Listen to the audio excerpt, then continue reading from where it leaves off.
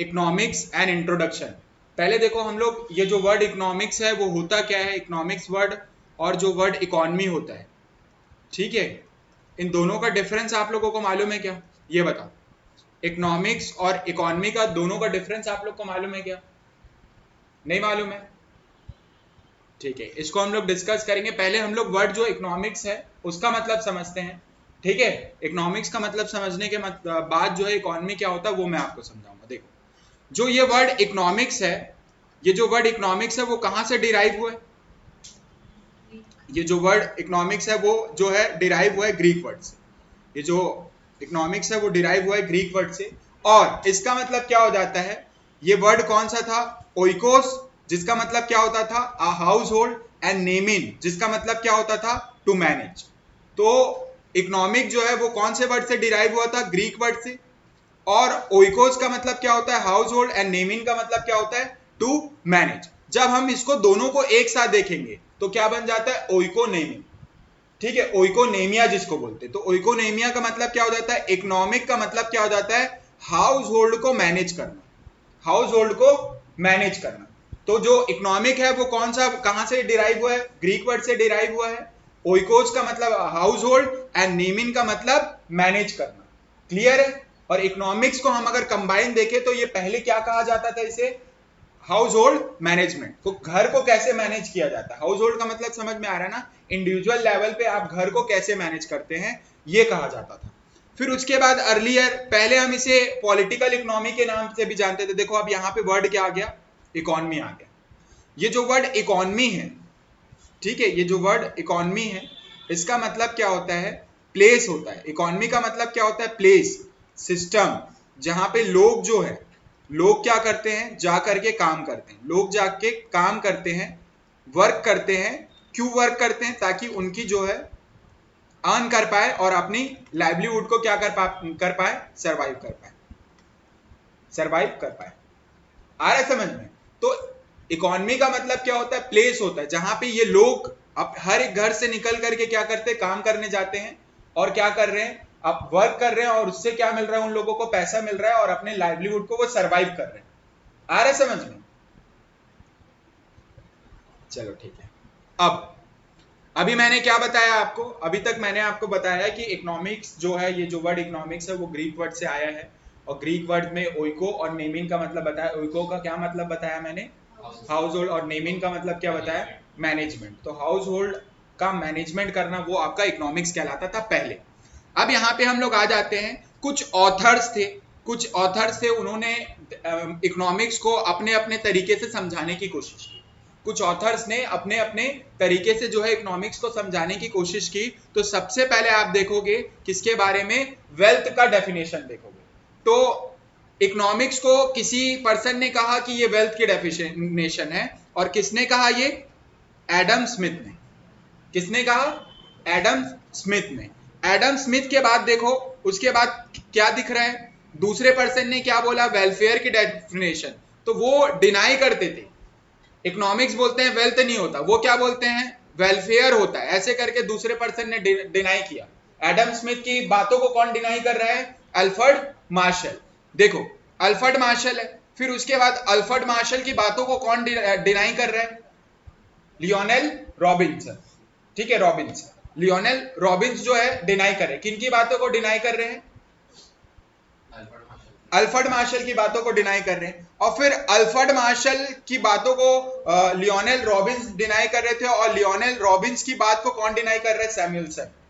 आ रहा है समझ में? तो हर एक पर्सन जो है एक दूसरे की बातों को डिनाई करते आ गया। सेंचुरी टू सेंचुरी जो है इकोनॉमिक्स की जो डेफिनेशन है वो चेंज होती गई। आ रहा है समझ में? और आज के डेट में, हम प्रेजेंट डेट में अगर बात करें तो हम किसकी डेफिनेशन पढ़ रहे हैं? Professor Samuelson. अब आप याद कैसे रखेंगे? इसमें देखो, यहाँ पे आप लोगों को दिख रहा होगा, मैंने यहाँ पे येलो कलर से Alfred Marshall, Adam Smith, Lionel Robinson और सैमुअलसन लिखा हुआ है। तो यहाँ पे आप अल्फाबेटिक जब लिखते हैं तो क्या होता है? ए डी पहले आएगा। अगर आप लोग ए डी लिखोगे तो ए डी पहले आएगा, फिर उसके बाद क्या आता है? ए एल आएगा, फिर उसके बाद एल आता है, और फिर एस आता है। तो आप इस सीक्वेंस में क्या कर सकते हैं? याद रख सकते हैं कि किसने पहले जो है क्या दिया था? डेफिनेशन दिया था। ये आपके एमसीक्यूज में 1 मार्क्स का क्वेश्चन पूछ सकता है। आ रहा है समझ में? तो अगर हम वेल्थ की डेफिनेशन किसने दिया बोलेंगे तो आप क्या बोलोगे? एडम स्मिथ ने। वेलफेयर का डेफिनेशन किसने दिया बोलोगे तो आप क्या बोलोगे? Alfred Marshall. और स्कार्सिटी का अगर डेफिनेशन किसने दिया बोले तो आप बोलोगे लियोनेल रॉबिन्स। और ग्रोथ के बारे में जिन्होंने कहा वो कौन थे? सैमुअलसन। आ रहा है समझ में? चल आगे बढ़े। अब देखो, सबसे पहले आप डेफिनेशन किसका पढ़ेंगे? Adam Smith. एडम स्मिथ ने क्या कहा था? एडम स्मिथ ने वेलफेयर का डेफिनेशन दिया। और ये कब से कब, इनकी डेट ऑफ बर्थ देखो, ये पैदा हुए थे 1723 में और ये जो है इनकी मृत्यु जो हुई 1790 में हुई। आ रहा है समझ में? तो इसी ड्यूरेशन के बीच में इन्होंने कहीं ना कहीं अपना डेफिनेशन दिया होगा। अब एकदम पैदा हो से था 1723 में तो डेफिनेशन नहीं दे पाएंगे, थोड़ा बड़े होंगे, पढ़ाई करेंगे, इसीलिए इनका जो बुक आया था ये कब आया था? मरने से 14 साल पहले, ठीक है, 1776 में उनका एक बुक पब्लिश हुआ था और वो बुक का नाम था वेल्थ ऑफ नेशन। बहुत पॉपुलर बुक थी ये वेल्थ ऑफ नेशन। सबसे पहला अगर इकोनॉमिक्स का किसी ने डेफिनेशन दिया है तो वो कौन थे? Adam Smith. अब ये क्या कहते थे उसके बारे में हम थोड़ा जानते हैं। पहले थोड़ा एडम स्मिथ के देखो, यहां ब्लैक कलर से लिखा हुआ है ना, ये एडम स्मिथ के बारे में बता रहा है। फिर एडम स्मिथ ने क्या कहा ये ब्लू कलर में बता रहा है, और एडम स्मिथ की बातों को डिनाई किया गया वो रेड कलर में बता रहा है। आ रहा है समझ में? तो हम सबसे पहले यहां से स्टार्ट करते हैं। According to Adam Smith, Adam Smith क्या बोलते थे? Economic is a science of wealth. According to Adam Smith, economic is a science of wealth. ये कौन कहा? किसने कहा? एडम स्मिथ ने कहा। और ये बात कब की है? ये कौन थे एडम स्मिथ? 18th century. अब 18th सेंचुरी मतलब समझ में आ गया? ये जो दिख रहा है आपका, ये ड्यूरेशन कौन सा सेंचुरी का कहलाएगा? 18th सेंचुरी का कहलाएगा। क्लियर है? इतना समझ में आया? अब उसके बाद देखो, ये कौन थे? स्कॉटिश फिलोसोफर थे। एडम स्मिथ जो है 18th सेंचुरी के ड्यूरेशन पे थे और ये स्कॉटिश फिलोसोफर थे। अब यहां पे क्या हो जाएगा? इन्होंने क्या बोला? Economic is a science of wealth. अब एडम स्मिथ को और क्या माना जाता था? Father of modern economics. इनके बाल, इनके हेयर स्टाइल से आपको नहीं लग रही है थोड़े मॉडर्न? आ रहा है समझ में? इसीलिए इनको क्या बोला जाता है? Father of modern economics. अब फोर्थ पॉइंट पढ़ो आप। मोस्ट फेमस बुक इनकी कब पब्लिश हुई थी? 1776। इसका 1776 इनका जो 14 ईयर्स, इनके डेथ से 14 ईयर प्रायर। अब ये जो बुक का नाम था क्या था? Wealth of nation. अब इन्होंने जो बोला economic is a science of wealth, तो यहां पे वेल्थ का मतलब ये क्या बताते हैं? वेल्थ का मतलब ये क्या बताते हैं? देखो, ऑर्डिनरी लैंग्वेज में अगर हम वेल्थ की बात करें तो वेल्थ का मतलब होता है प्रॉपर्टी, मनी, पैसा। आ रहा समझ में? लेकिन इनके हिसाब से ये कहते थे वेल्थ का मतलब होता है those goods which satisfy human wants. तो इन्होंने क्या बोला? वेल्थ का मतलब वो होता है जो गुड्स आपके वांट्स को, ह्यूमन वांट्स को क्या करते हैं? सेटिस्फाई करते हैं। किनके अकॉर्डिंग? एडम स्मिथ के अकॉर्डिंग। फिर अपना एडम स्मिथ ने एक व्यू रखा। क्या इन्होंने क्या अपना व्यू रखा? देखो, that economic is concerned with problem arising. इन्होंने क्या बोला? इकोनॉमिक किससे रिलेटेड है? प्रॉब्लम्स अराइज होते हैं उससे इकोनॉमिक डील करता है। क्या चीज का प्रॉब्लम? Getting wealth. अब वेल्थ को आप क्या रीड करोगे? क्योंकि एडम स्मिथ ने क्या बोला था? गुड्स। तो आप वेल्थ की जगह क्या रखोगे? गुड्स। कि आपको प्रॉब्लम आ रहा है कि आपके पास गुड्स कैसे आएगा, आप गुड्स को कैसे, कहां से लाओगे। आ रहा है समझ में? और लाने के बाद उसे क्या करते हैं हम लोग? यूज करते हैं। अब वो गुड्स आपके पास आ गया तो आप उसे यूज कैसे करोगे? तो एडम स्मिथ ने क्या बोला? Adam Smith getting wealth. Getting wealth का मतलब आपके पास गुड्स कहां से आएगा और उसके बाद वो गुड्स को आप कैसे यूज करोगे। Different different activities by different different people, वो उस गुड्स को कैसे यूज करते हैं। तो वेल्थ का मतलब क्या बताया एडम स्मिथ ने? गुड्स को बोल रहे हैं। और वो गुड्स को कैसे आप पाओगे और वो गुड्स को कैसे आप यूज करोगे। अब एडम स्मिथ इंटरेस्टेड थे, क्या चीज में इंटरेस्टेड थे? वो स्टडी कर रहे थे। क्या चीज की स्टडी कर रहे थे? कि ये जो वेल्थ है, वेल्थ का मतलब क्या बोला मैंने?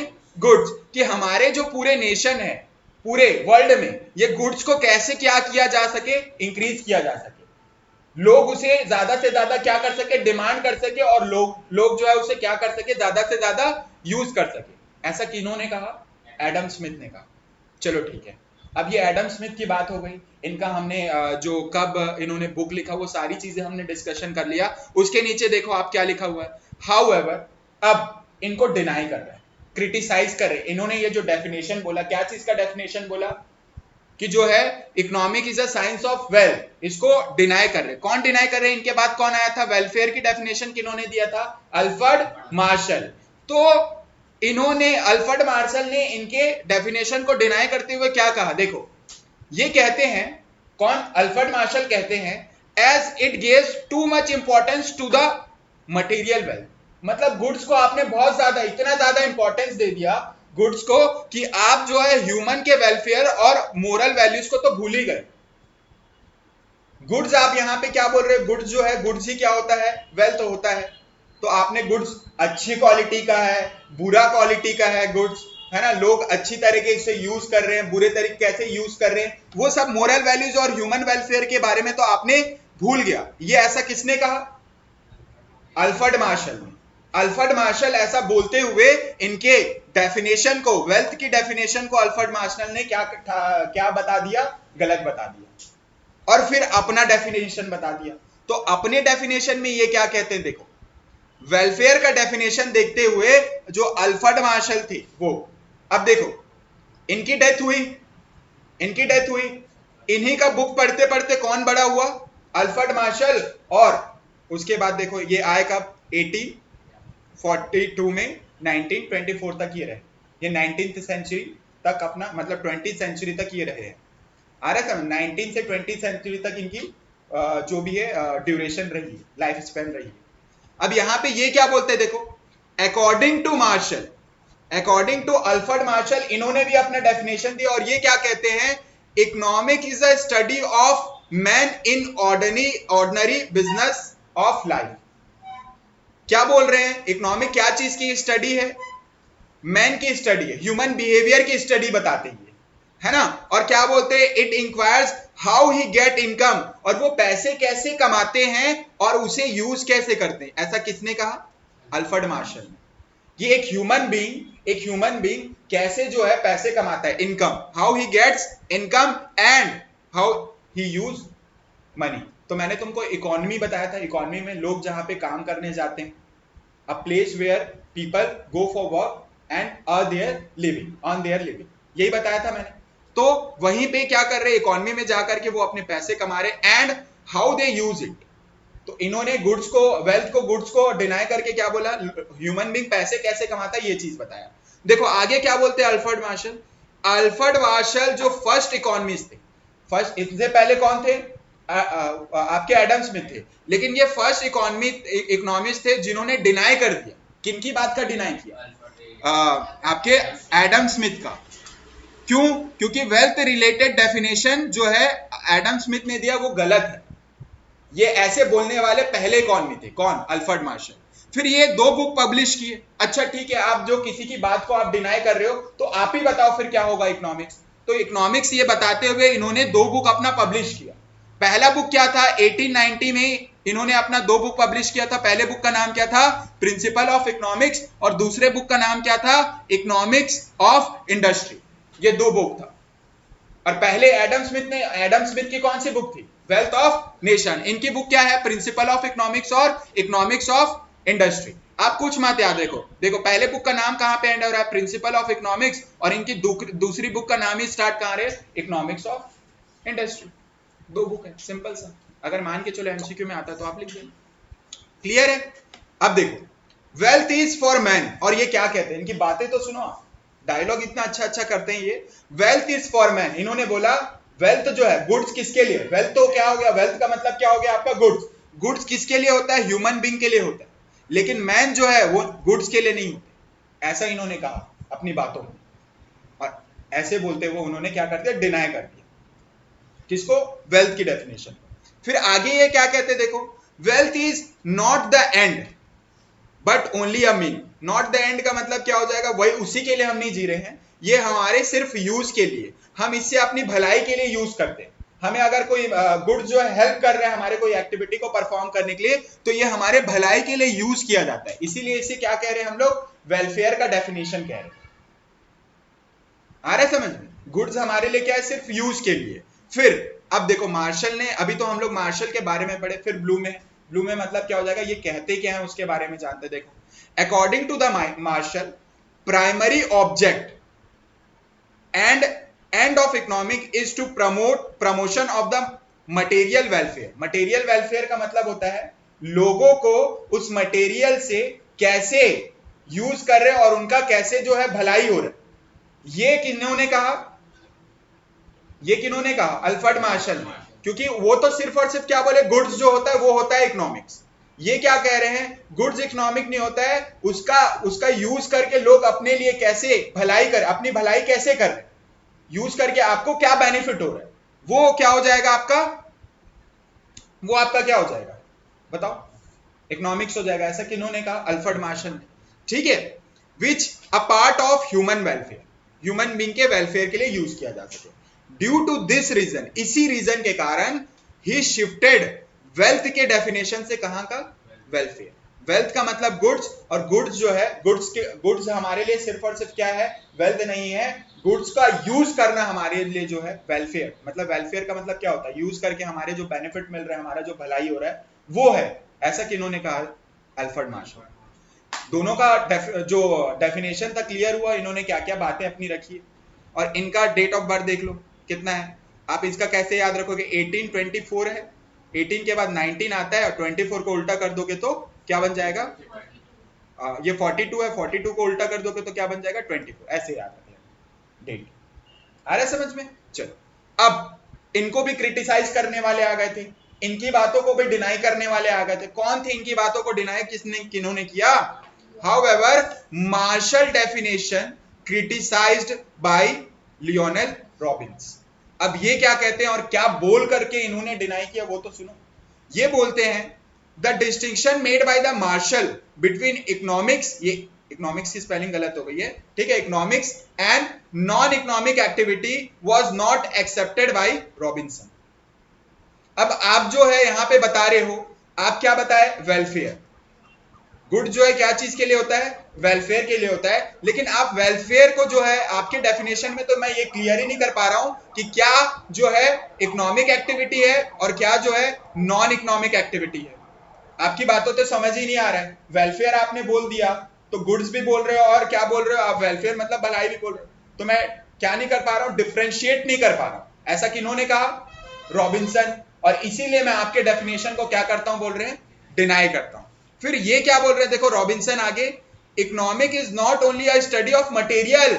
मटेरियल का पढ़ाई कर लेना ही क्या नहीं होता है, इकोनॉमिक्स नहीं होता है, लेकिन but also services like teacher पढ़ाते हैं, वो भी तो क्या कर रहे हैं, सर्विसेज प्रोवाइड कर रहे हैं, तो वो किस में काउंट करोगे। आप तो अपने डेफिनेशन में मटेरियल के बारे में बताए, मटेरियल का वेलफेयर के बारे में बता रहे हो, लेकिन टीचर जो टीच कर रहा है, डॉक्टर जो सर्विसेज प्रोवाइड कर रहे हैं, सीए जितने भी प्रोफेशनल्स हो गए, इन लोग किस में काउंट होंगे, इनकी स्टडी किस में आएगी। तो फिर ऐसा बोल के फिर किन्होंने डिनाई कर दिया इनकी बातों को, रॉबिन्सन ने अल्फ्रेड मार्शल की बातों को डिनाई कर दिया। अब हम लोग आते हैं किसमें, स्कार्सिटी के डेफिनेशन में। जो स्कार्सिटी डेफिनेशन था ये लियोनेल रॉबिन्सन ने दिया था, ठीक है। अब देखो स्कार्सिटी में यहाँ पे लियोनेल रॉबिन्सन क्या कहते हैं, अब ये उनके जाने के बाद ही आए हैं, पता है ना उनका डेट क्या था, 19 नहीं, डेथ इनकी, उनकी कब डेथ हुई थी, 24 में हुई थी। देखो उनके बाद जो है ये उनसे पहले से है, उसी ड्यूरेशन में ये भी है। आ रहा है समझ में, यहाँ पे भी है ना, ये तो है। तो वो सारी चीजों को ऑब्जर्व कर रहे हैं और इन्होंने भी जो है अपना एक डेफिनेशन दिया स्कार्सिटी का। अब यहीं से जो है आप, स्कार्सिटी तो आपने इकोनॉमिक्स में पढ़ा होगा ना, तो ये सब चीजें यहां से देखो, कहां से आप वेल्थ पढ़े, वेल्थ के बाद आप गुड्स में आए, वेलफेयर पे आए, और वेलफेयर के बाद आप स्कार्सिटी पे आ रहे। तो definition time to time change होती गई इकोनॉमिक्स की। अब देखो यहाँ पे according to professor Lionel Robinson, economic is the science which studies human behaviour. किसके बारे में पढ़ता है, ह्यूमन की बिहेवियर के बारे में पढ़ता है, as a relationship between ends and scarce means which have alternative uses. आपको भी पता है जब आपके पास पैसे की कमी होती है ना, तो आपके पास जो बहुत सारे ऑप्शंस होते हैं, उस ऑप्शन में से आप उसी अल्टरनेटिव को चूज करते हो जिसमें आपको ग्रेटेस्ट सेटिस्फैक्शन मिलता है। आ रहा है समझ में। ये क्या होता है? स्कार्सिटी। अब यहां पे देखो ये बोला कि हम जो है ह्यूमन बिहेवियर को स्टडी करते हैं। ऐसा किसने कहा? रॉबिन्सन ने। और ये बोल रहे हैं कि ये रिलेशनशिप बिटवीन क्या होता है? एंड्स। एंड्स मतलब गुड्स का, और scarce means which have alternative uses. जो हमारे पास कमी हो रही है उससे हम उस कमी को देखते हुए ग्रेटेस्ट सेटिस्फैक्शन हमको जिसमें मिलेगा, हम कैसे उसको एलोकेट करेंगे। ये किन्होंने कहा? रॉबिन्सन। अब यहां पे आगे देखो, स्कार्सिटी डिफाइंस एन एसी। अब देखो स्कार्सिटी डेफिनेशन में क्या लिखा था, इन्होंने अपना एक बुक पब्लिश किया था, ठीक है। और N AC on a nature and a significance of economic science, इन्होंने अपना बुक पब्लिश किया था। उस बुक का नाम क्या था? N AC on the nature and the significance of economic science. और ये कब पब्लिश हुआ था? 1932 में। क्लियर है? तो पहला बुक किन्होंने लिखा था? Wealth of a nation, Adam Smith ने। और दूसरा बुक जो था वो क्या था? Principles of economics and economics of industry. उसके बाद आप देखो an essay on nature and significance of economic science. आ रहा है समझ में? उसके बाद स्कार्सिटी का डेफिनेशन क्या बताता है? फंडामेंटल कैरेक्टरिस्टिक्स बताता है। अब देखो ये चीज आपको याद रखने की बहुत ज्यादा जरूरत है। क्या चीज की डेफिनेशन? स्कार्सिटी की डेफिनेशन फंडामेंटल कैरेक्टरिस्टिक्स बताता है, जहां पे अनलिमिटेड वांट्स। आपको पता है कि नहीं, ह्यूमन बीइंग जो है उनकी वांट जो होती है अनलिमिटेड होती है। अनलिमिटेड का मतलब क्या हो जाता है? एक जैसे ही आपका सेटिस्फाई होगा, आपकी दूसरी वांट जो है आ जाती है ना। और आपके पास जितना पैसा है उससे आप जो है अपनी वांट्स को क्या नहीं कर सकते? फुलफिल नहीं कर सकते, क्योंकि हमारे पास जो पैसे है वो लिमिटेड है, इसीलिए उसको क्या बोलता है? स्कार्स। बस बात यहाँ पे पैसे की नहीं है, आपके पास जो गुड्स है वो भी तो स्कार्स हो सकती है। आपके पास मान के चलो 2 से 3 जो है कुछ आप प्रोडक्ट खरीद के लाए, लेकिन आपको देना उन लोग 10 लोगों को है, आप कैसे दे पाएंगे? कमी हो रहा है। पैसा बहुत ज्यादा तो आप सबको दे देते। आ रहा है समझ में? तो बस पैसे की बात नहीं हो रही। स्कार की मतलब कोई रिसोर्सेज भी हो सकता है, कोई मटेरियल हो सकता है, कोई गुड्स हो सकता है, फिनिश गुड्स हो सकता है, कोई कैश हो सकता है, कुछ भी हो सकता है। तो यहाँ पे क्या हो जाता है? लिमिटेड अनलिमिटेड वांट्स का मतलब समझ में आ गया? वही चीज लिखा हुआ देखो, अनलिमिटेड वांट्स होते हैं क्योंकि ये कभी भी सेटिस्फाई नहीं हो सकते। और वांट जो है वो कभी जो वांट्स है बार बार सेटिस्फाई होने के बाद क्या होते जाते हैं? नए इमर्ज होते जाते हैं। एक वांट खत्म हुआ, दूसरा वांट क्या हो जाता है? इमर्ज हो जाता है। दूसरा वांट, आप मुझे ये भी दिला दो, वो भी दिला दो। आ रहा समझ? उसके बाद क्या लिखा हुआ है दूसरा? Scarcity of resources, limitations of supply. आपके पास जो है सप्लाई लिमिट में है, मतलब आपके पास अगर मैं बोलूं मनी लिमिट में है, और आप जो है डिमांड क्या चीज कर रहे हो? मेरे को वो भी दे दो, मेरे को ये भी दे दो। कमोडिटी की डिमांड क्या आ रही है? बहुत सारी है। आप कैसे फुलफिल कर पाओगे? जितना पैसा आप लेके गए हो, तो लिमिटेशंस ऑफ सप्लाई मतलब आप मनी की सप्लाई उतना नहीं दे पा रहे हो। आ रहा है समझ में? लिमिटेशंस ऑफ सप्लाई का मतलब क्या हो जा रहा है? पैसे की कमी। अब पैसे की कमी नहीं है, मैं पैसे की बात नहीं कर रहा हूं, मैं रिसोर्सेस कुछ भी हो सकते हैं। तो उसकी कमी होने के कारण आपकी वांट्स तो बहुत सारे हैं, लेकिन आप फुलफिल कर पाओगे क्या सारे अपने डिमांड्स को? नहीं। उसके बाद क्या है? Scarcity is universal and applies in all individual. आपके लाइफ में, मेरे लाइफ में, सबके लाइफ में क्या आता है? ऐसा प्रॉब्लम आता है स्कार्सिटी का। अब कभी कहीं जाते हो, शॉपिंग के लिए जाते हो, 5,000 आपके पास पैसे हैं, आप देख रहे हो 3-4 प्रोडक्ट खरीदने के बाद वो 8,000 का बिल हो गया, तो उसमें से आप जो है एक वापस रख दोगे। क्यों? क्योंकि बिल 8,000 का हो रहा है और आपके पास पैसे क्या है? कम है। प्रॉब्लम ये आपके पास भी आया, स्कार्सिटी का प्रॉब्लम। तो हर एक इंडिविजुअल के लाइफ में आता है। जब प्रोड्यूसर होता है, प्रोड्यूसर भी अपने बिजनेस को स्टार्ट करता है, तो उसके पास जो कैपिटल होता है वो कैपिटल भी क्या रहता है? लिमिटेड रहता है। वो भी कहीं से लोन लेकर के आया या कहीं से भी अपने पैसे सेविंग्स कर करके उसने अपने बिजनेस को स्टार्ट किया है, तो उसके पास भी लिमिटेड जो है क्या है? रिसोर्सेज है। उस रिसोर्सेज को वो देखते हुए क्या करता है? सही जगह पे यूज करता है। स्कार है ये, स्कार्सिटी। एंड क्या बोलता है? हर एक कंट्री के पास डेवलपमेंट के लिए जो पैसा आता है, टैक्स से उन लोग जो रेवेन्यू कलेक्ट करता है गवर्नमेंट, वो पैसे भी उनके लिए स्कार्स है। क्यों? वो पैसे से उनको पूरी कंट्री का क्या करना है? वेलफेयर करना है। तो अब फिर क्या हो जाएगा? उनके पास जो पैसे लिमिटेड है, उससे अगर वो कहीं ऐसे जगह पे यूज कर दिए जिसका कोई नीड ही नहीं था, तो बाकी सारी एक्टिविटी हो पाएगी क्या? नहीं हो पाएगी। तो उनको भी सोच समझ के क्या करना पड़ता है? लिमिटेड रिसोर्स को यूज करना पड़ता है सही जगह पे। तो सही जगह पे यूज करना क्या कहलाता है? आपका अल्टरनेटिव यूज। अल्टरनेटिव यूज से बेस्ट सिलेक्शन, क्योंकि अल्टरनेटिव का मतलब आपके पास 4 ऑप्शन आ गया, तो 4 ऑप्शन में से कोई ऑप्शन आप वही चूज करोगे जिसमें आपको ग्रेटेस्ट सेटिस्फेक्शन मिलता होगा, जो आपके लिए ज्यादा इंपॉर्टेंट रहता होगा, आपके लिए जो ज्यादा मैटर करता होगा। तो वही चीज बोल रहा है, alternative uses, resources are not only scarce, हमारे पास रिसोर्सेज की कमी नहीं है, उसके साथ put in a various uses. अब जैसे आप कुछ प्रोडक्ट अपने घर पे लेके आ गया था, आप कुछ और करने के लिए लाए थे, आपके घर में वो किसी और यूज के लिए यूज हो गया, तो आप जिस यूज के लिए लाए थे वो यूज ही नहीं कर पाए आप, तो उसके अल्टरनेटिव यूजेस हैं, आप तो यूज ही नहीं कर पाए उसको। ठीक है, अब यहां पे जब अल्टरनेटिव यूजेस होती है तो चॉइस, या तो आप क्या बोलोगे, ये प्रोडक्ट में से या तो मैं अपना काम कर लेता हूं या तो आप ये काम कर लो। क्लियर है? अल्टरनेटिव यूजेस है, जो मोर इंपॉर्टेंट है हम लोग उसी को करने की कोशिश करते हैं, इसीलिए ये मोर इंपॉर्टेंट लिखा। समझ आया? चलो, अब यहां पे भी क्या हो जाएगा, इनके डेफिनेशन को भी कोई बोला कि डेफिनेशन आपने जो दिया है ये गलत है। किन्होंने कहा ऐसा? इनके बाद कौन आए? सैमुअलसन। अब ये सैमुअलसन क्या कहते हैं, देखो, सैमुअलसन कहते हैं कि आप जो इस कार्स की प्रॉब्लम बता रहे हो, ये प्रेजेंट सिचुएशन को बता रहे हैं। मैं दुकान गया था, दुकान में सामान खरीद रहा था, मेरे पास पैसे कम पड़े, तो दुकान में जब मैं खरीदने गया सामान, तो उस समय प्रेजेंट पे क्या हुआ, मेरे पास पैसे नहीं थे। इसमें तो आपके डेफिनेशन में तो कहीं भी फ्यूचर की बात हुई ही नहीं सर, फ्यूचर की बात तो हुई नहीं। ऐसा किसने कहा? सैमुअलसन ने, और इनके डेफिनेशन को क्रिटिसाइज करने चालू कर दिए। कौन? सैमुअलसन, और अपना डेफिनेशन बताया। तो पहले इसको देख लो क्या लिखा है, scarcity definition criticized by Professor Samuelson, और this definition suffer with the problem of economic growth. Economic growth मतलब economic growth हम फ्यूचर में करते हैं, तो फ्यूचर के बारे में किन्होंने नहीं सोचा, फ्यूचर के बारे में किन्होंने नहीं सोचा? रॉबिन्सन ने। उनके डेफिनेशन में तो कहीं पे ये चीज नहीं दिखी। वो तो प्रेजेंट की स्कार्सिटी कहां पे आता है? प्रेजेंट सिचुएशन में आता है।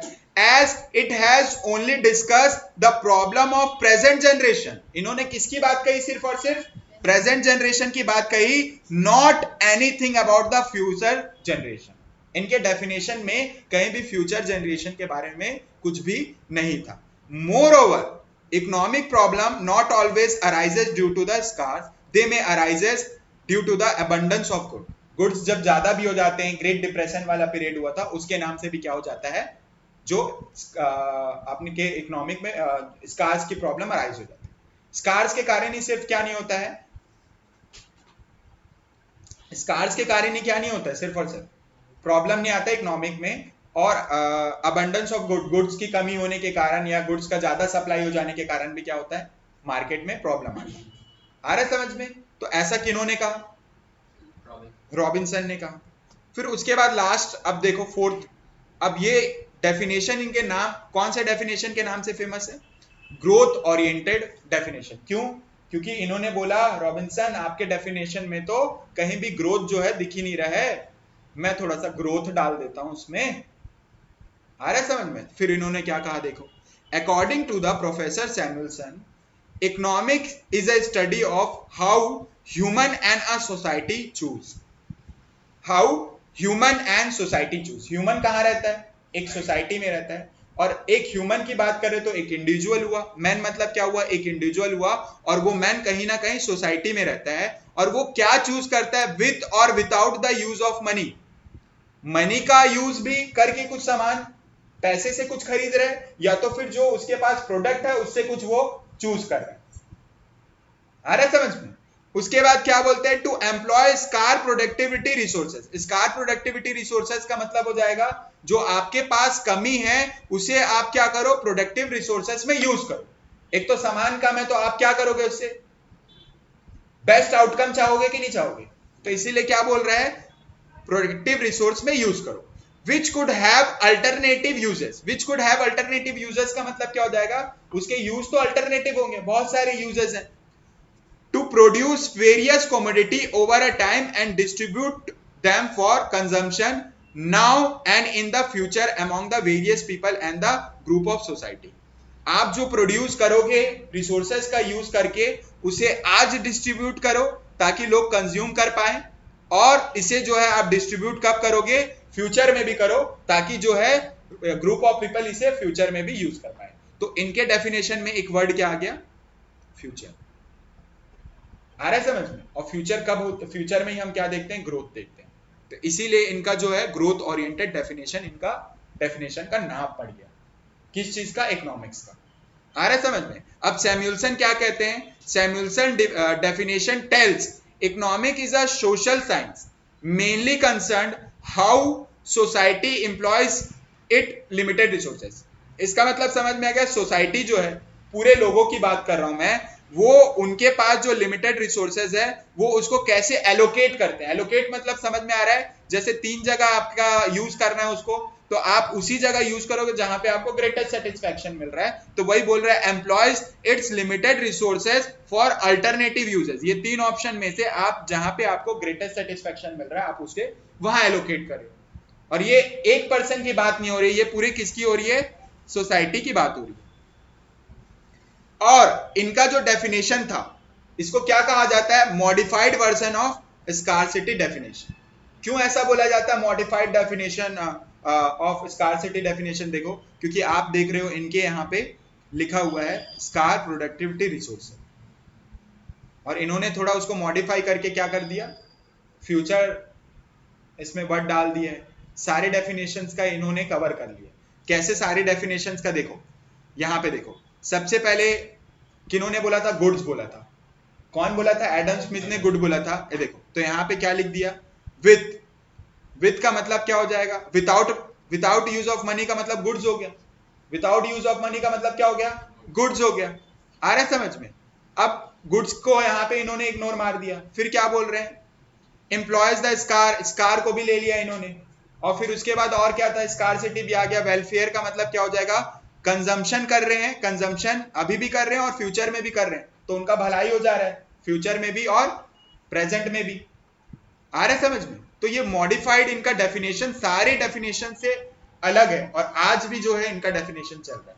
और क्या लिखा गया देखो, Samuelson definition most appropriate definition माना जाता है। क्यों? क्योंकि इसमें जो है not only include all the issues which are highlighted in the earlier definition, but also take up the issues of economic growth and social welfare. इनकी डेफिनेशन में जो है सोसाइटी वर्ड भी गिवन है, ये सोशल वेलफेयर के लिए भी बात कर रहे हैं और साथ ही साथ इकोनॉमिक ग्रोथ के लिए भी बात कर रहे हैं। आ रहा है समझ में? तो ये चारों ने अपना जो डेफिनेशन दिया है, ये क्लियर है पूरा?